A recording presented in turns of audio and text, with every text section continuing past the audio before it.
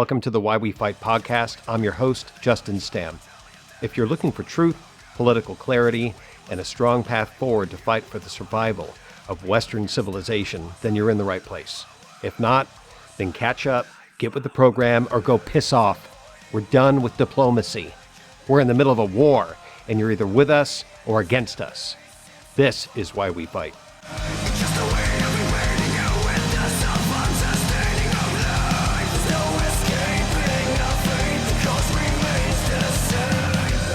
If you want to contribute directly to my work, follow me on Twitter X and you can tip me with either cash or Bitcoin, or you can subscribe by going to my Subscribestar page at Why We Fight Podcast with Justin Stam.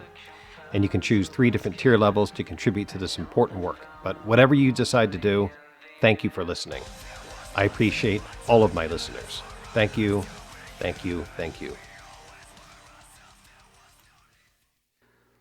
Okay, here we are, back by popular demand and the constant prodding of many of you to produce more content on the history of the Mafia and my experience with different mafioso, including my mother's godfather, Mafia boss Jimmy Alo.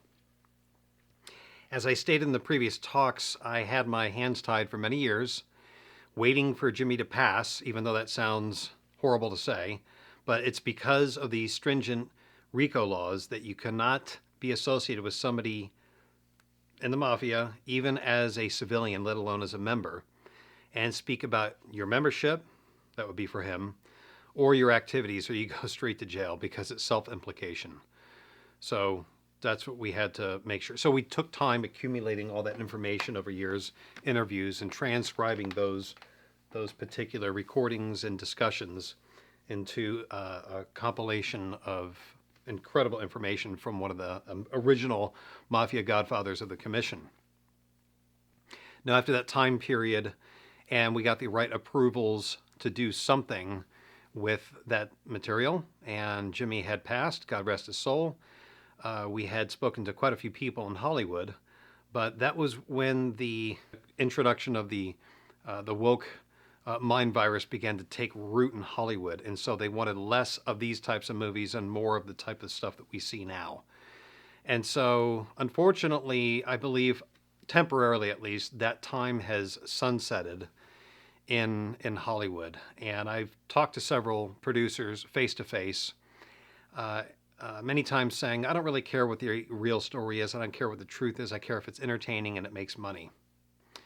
And that's Hollywood in a nutshell. That's modern media, modern academia, modern pretty much everything. They don't care what the truth is. That tells you everything you need to know.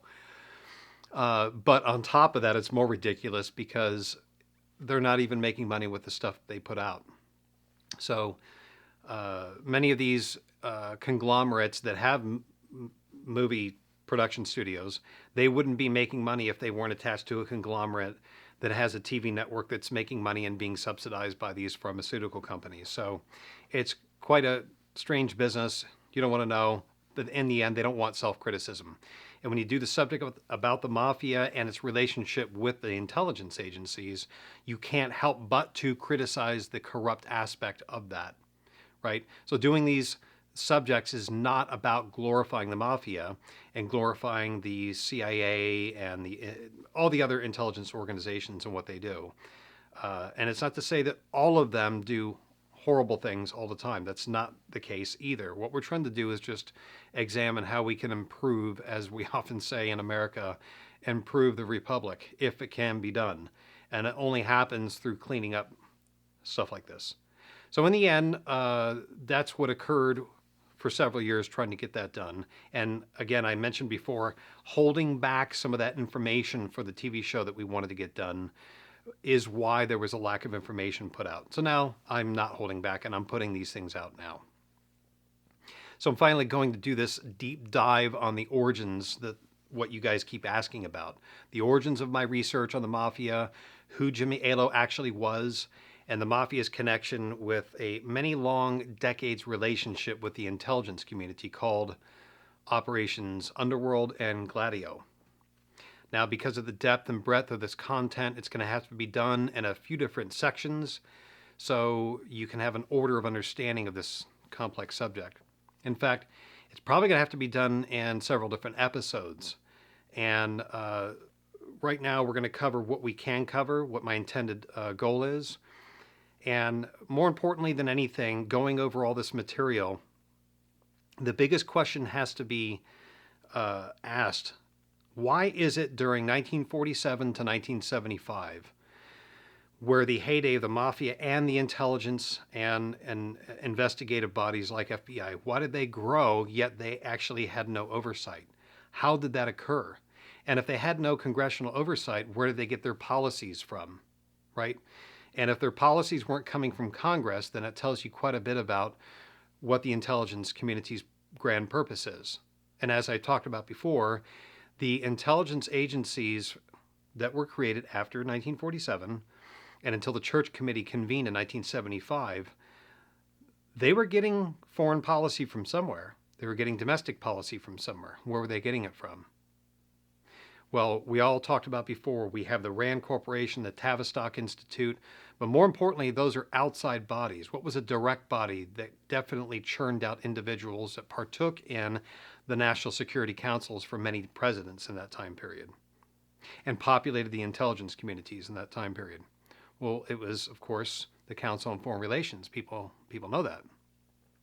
And the Council on Foreign Relations grew from Henry Kissinger's deep influence, but he's not somebody that stood alone. He was part of a larger body. And so we'll go into that at another time. So our biggest coverage here is trying to find out and discover, as the 1970s investigative bodies were doing, how is it that these international and domestic criminal organizations such as the Italian, Jewish, and Irish Mafia, and of course Russian Mafia and others as well, how do they operate with the intelligence communities under Operation Gladio and Underworld, and how do they get away with it? That's what we'll get into. So I'll break it up into three major sections today, and I'll mention one other section I'll cover in an entirely different talk. The first one's going to be, I'm going to be talking about how we obtained the life story of Jimmy Alo's life.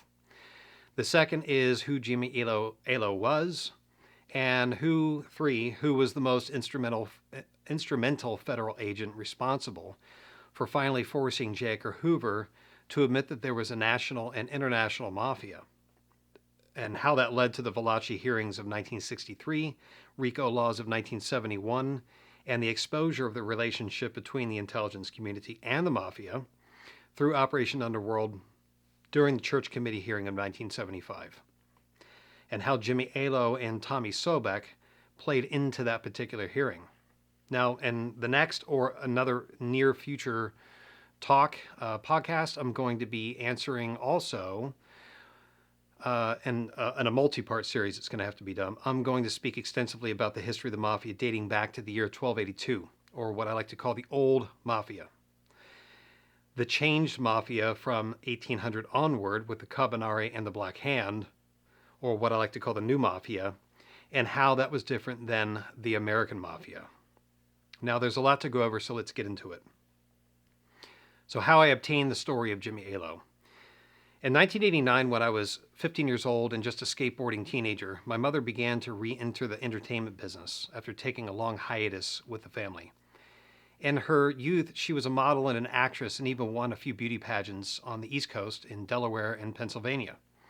Upon her re-entrance into the entertainment business, she first did some work with her childhood friend, Hetty Palermo, who owned Plaza 3 Talent Agency in Scottsdale, and so helped out with casting, talent representation, and finally got into intellectual property representation. In doing so, she created a series of relationships that led to a friendship with Karina Hoffman, who was related to Dustin Hoffman, the actor. And that helped propel her good reputation of being honest and fair in business. Well, this reputation got around to different circles on the East Coast until one day she got a call from somebody that wanted to sit down with her here in San Diego that said that he represented a group from New York that wanted to invest into the film business. She agreed to a meeting at a beachside cafe in Encinitas, North County, San Diego, called George's. Upon the day of meeting, as they sat down and made the introductions, he tells her that his name is and that he represents back in New York. Now, my mother, like many other people, knew of the Mafia, but didn't know much about the details. She knew about the film business, the modeling business, and had been around the entertainment business for several years, but never any of these types. Other than some family members of her friend Hetty Palermo, who owned Plaza 3, and as she related the story to me later on, she explained that he says to her, "You have a good reputation, you do clean business, and we want you to represent our interest in the film and TV business. And I'm not going to leave San Diego until you say yes." When she left the meeting, she didn't know what to do, and she was terrified, so she called up a friend of hers that was in her circle at the time by the name of Lynn Sherman. This Sherman said to her that he knew who to call. "His name is Tommy. He can help you out. I'll have him call you tonight." She spent the next entire day waiting for that phone call to come. When it finally came, she picks it up and she says hello, and on the other end of the line, she hears a voice. "Is this Diana Stam? This is Tommy Sobek. How are you doing?" Now, she didn't know him from Adam, but she went along for the moment. Tommy then says, "I heard there's a guy named met with you." She says, "Yes, I don't know what to do." He says, "That's a shame somebody like that is bothering a nice civilian like you." So she's thinking to herself, civilian? What does that mean? So he says, "Don't worry about a thing. We're going to take care of this for you. You're with Uncle Jimmy now." So she says, "Who's Uncle Jimmy?" He says, "I'll call you tomorrow. This will be taken care of." He hangs up, she hangs up, and she is somewhat relieved, but is lost in a fog and doesn't know what to think. Well, the next day rolls around and she gets a call from but this time he's not calling from San Diego. He's calling from back east, and he says, "Hello, Diana, this look, I didn't know you were with Jimmy, and I apologize for bothering you. You won't be hearing from me again." After they both say goodbye and hang up, she thinks to herself, what the hell just happened? Who's this Tommy and Jimmy that can make go away and apologize? Well, that night, Tommy called her again to explain exactly who Jimmy was, what kind of weight he had, that he could make somebody leave her alone. From that point on, they had about a 1-hour conversation on the phone where he explained a little bit about who he was and who Uncle Jimmy was. And of course, that Uncle Jimmy was Vincent Jimmy Blue Eyes Alo. Now, she didn't get the full story about who he was at that time, but over a period of years talking to Tommy and Jimmy directly, she eventually got the full picture. Tommy told her early on that he would like her to be the one to tell Jimmy's life story and about his friendship and partnership with Meyer Lansky, but she refused at first because the subject scared her. After a period of time, the relationship built, and she eventually agreed as long as it was going to be done as a historical piece and not a gratuitous movie. He agreed, and from that point onward, the story began to be developed long before I was involved. In fact, it wasn't until 1996, when I was 22 years old, that I first met Jimmy at his daughter-in-law's house in Las Vegas, and I got to talk to him quite a bit. It was a warm summer day, and he had just gotten over a cold, and I presented him with a bottle of wine that my mother and father had gotten from Francis Ford Coppola's estate, from Coppola himself. When I presented it to him, he smiled and said that Coppola was an ingrate for changing the pronunciation of his name. He seemed to have an anecdote for everybody. He was very well spoken, very well educated, had a lot to say about the average Italian gangster and called them greaseballs. He declared he never touched the dirty businesses. He fancied himself to be a pretty well-educated businessman, and in fact his first job was working at a trading house in the financial sector in New York. So throughout the afternoon, I got to hear a lot about the stories of his history. I got to ask him about his experiences with Frank Sinatra and how he helped Frank out when there was a hit put out on him by Joe Colombo and later on again by Sam Giancana, where both times Jimmy saved his life.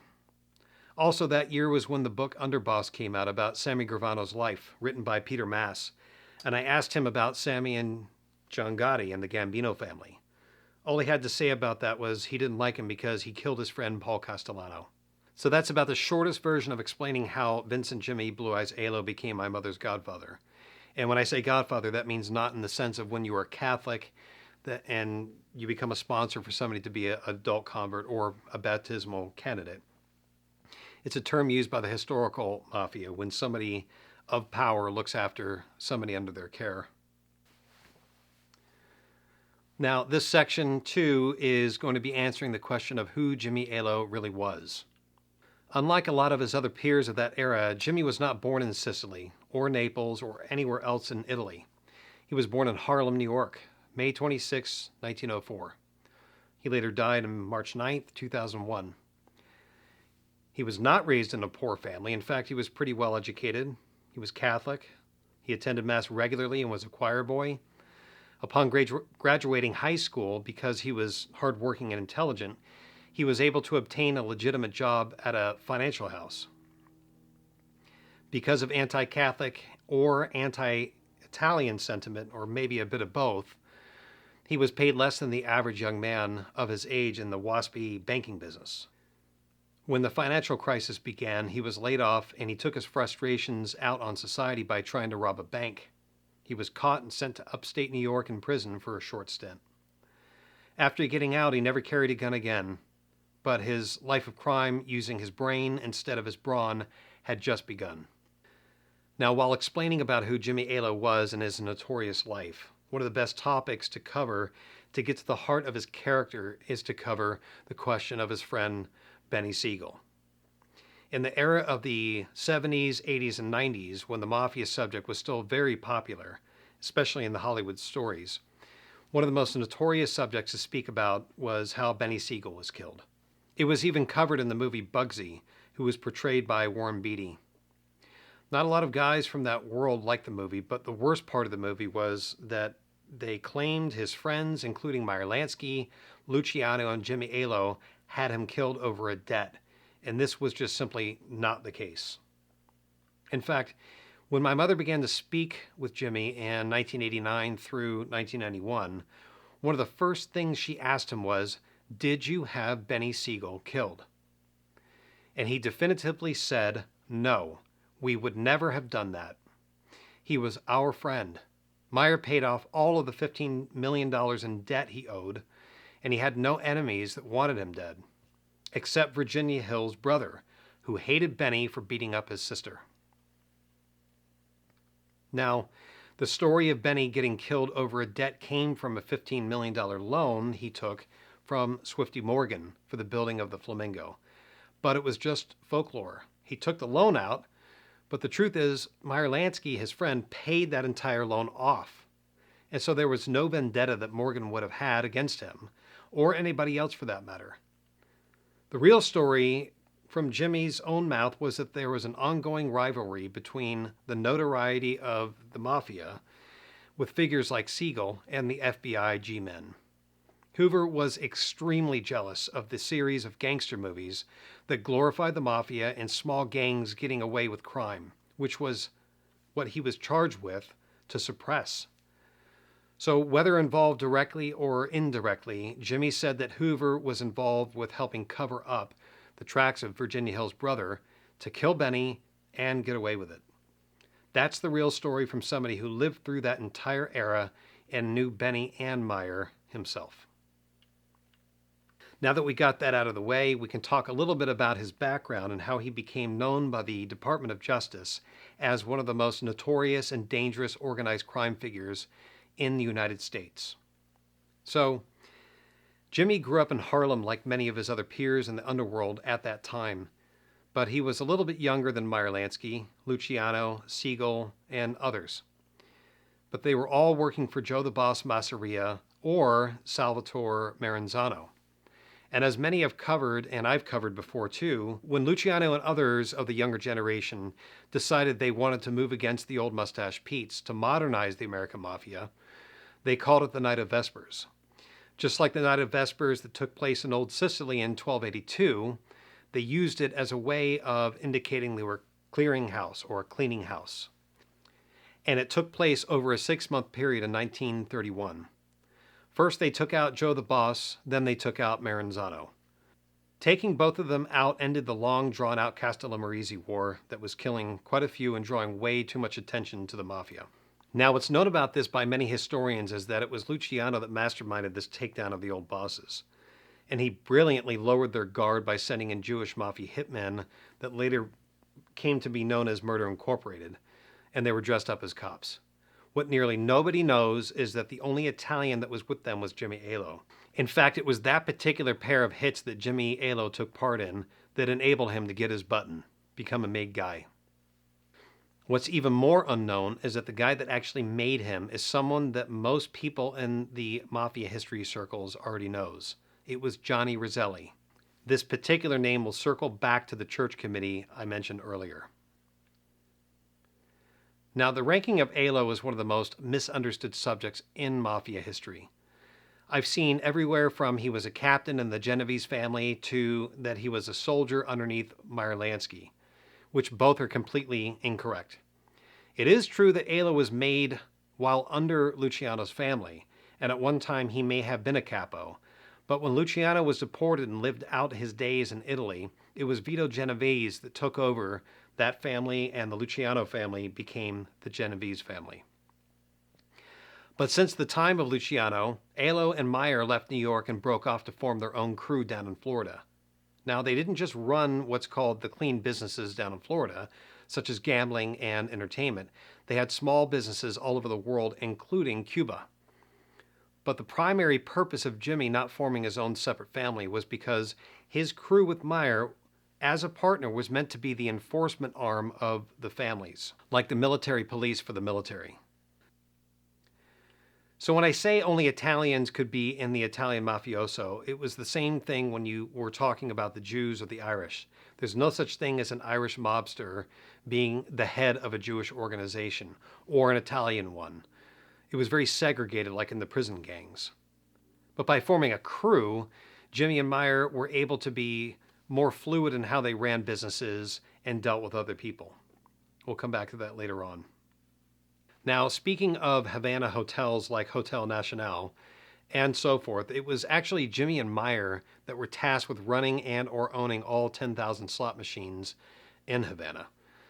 They were the contact people to manage all the investments from the different families into Cuba.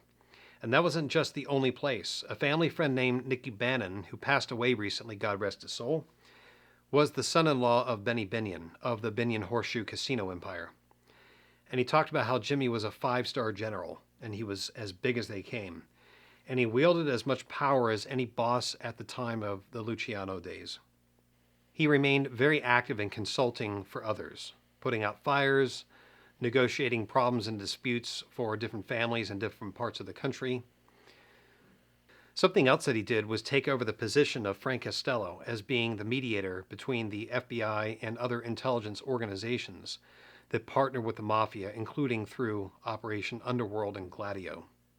This leads us to Section 3, and I'll talk now about Operations Underworld and the relationship between the Mafia and the different intelligence organizations.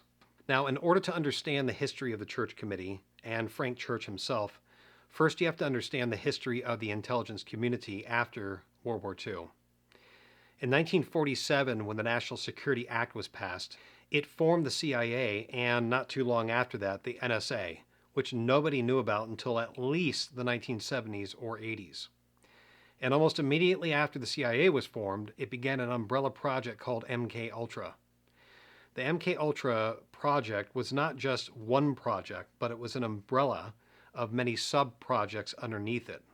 Like what I mentioned before involving Operation Mockingbird, which was the influence and or control of media personnel or media companies themselves, or Operation Underworld, which during World War II, the intelligence organizations of the War Department worked with the Italian, Jewish, and Irish Mafia to secure the docks and get intelligence information when invading Italy.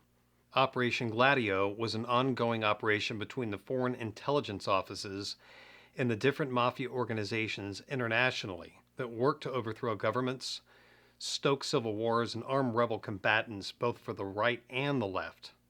And the American Mafia Commission was oftentimes the contact to initiate some of these operations. Now, the Church Committee was formed because Frank Church not only began to question U.S. government backing of the corrupt Vietnamese government, fighting the even more corrupt communists of the North, He also saw that it was not Congress that was overseeing much of the foreign intelligence and foreign policy. This led him to investigate and conclude that there was no congressional oversight of any intelligence organization at all. There was simply appropriations committees that gave money to them when they wanted it, and that was it. Well, years later, he finally got his wish and he formed the Church Committee after an era of distrust from the American public of the U.S. government and its mishandling of the Vietnam War, FBI and CIA running illegal operations, assassinating people, drugging, harassing, and assaulting, and even killing U.S. citizens, and so forth. The preceding years already solved the investigations of the Watergate scandal, the Pike Committee, and the self-investigation of the White House Commission under Ford, which was a farce. There was even the passing of the RICO laws against organized crime in 1970, but it was not enforced until more than 10 years later. Now, I mentioned we would tie back to church and the Church Committee and what that has to do with Jimmy Alo and Tommy Sobek. So the Church Committee not only concluded there was massive amounts of corruption, massive amounts of illegal activities from all the intelligence agencies, including the FBI, but it was the first time there were laws created against foreign bribery and interests into other countries. They also started the FISA courts, which required all intelligence organizations to come to Congress first to get a warrant in order to investigate people or put them under surveillance.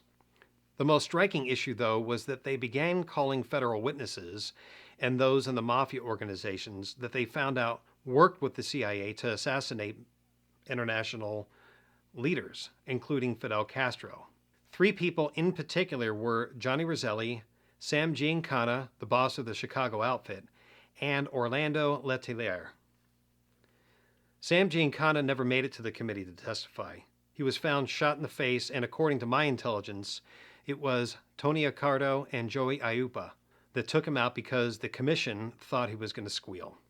But the real shocker I came to find out later on was that before he could testify, Johnny Roselli was killed and put into an oil drum in Miami by none other than Tommy Sobek, and it was Jimmy Alo that gave him the order to kill. The very man that gave him his button is the man he had to put to death because all indicators showed that he was going to squeal. What a shocker. And as far as Orlando, he was killed in a car bomb in Washington, D.C. before he could testify. Now, the Church Committee, at least regarding the issue of the Mafia, would not have been able to put the dots together if not for one man that was probably more instrumental than anybody in closing the gap on the Mafia, and that man's name was William C. Sullivan. Sullivan was in the FBI for 30 years until 1971.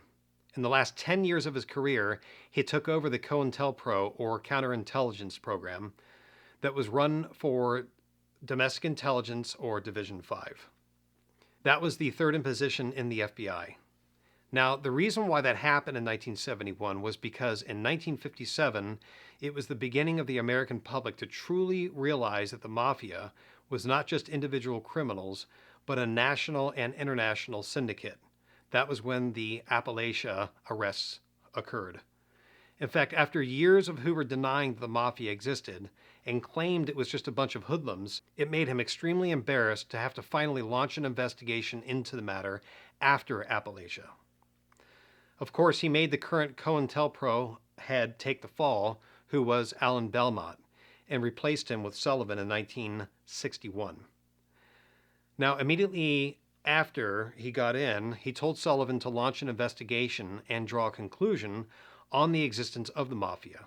And then within a year and a half or so, he produced the definitive internal memo that was circulated only internally at the FBI with Hoover, that the undeniable evidence proved the Mafia existed, and it was far more than what Hoover could have planned. Now, this is also damaging to Hoover because it also led to the exposure that there was no oversight for the FBI. As a result of this definitive document that was produced by Sullivan, it led to the Valachi hearings of 1963. And that was when Valachi turned on Vito Genovese and got the first major indictment and conviction of a Mafia member.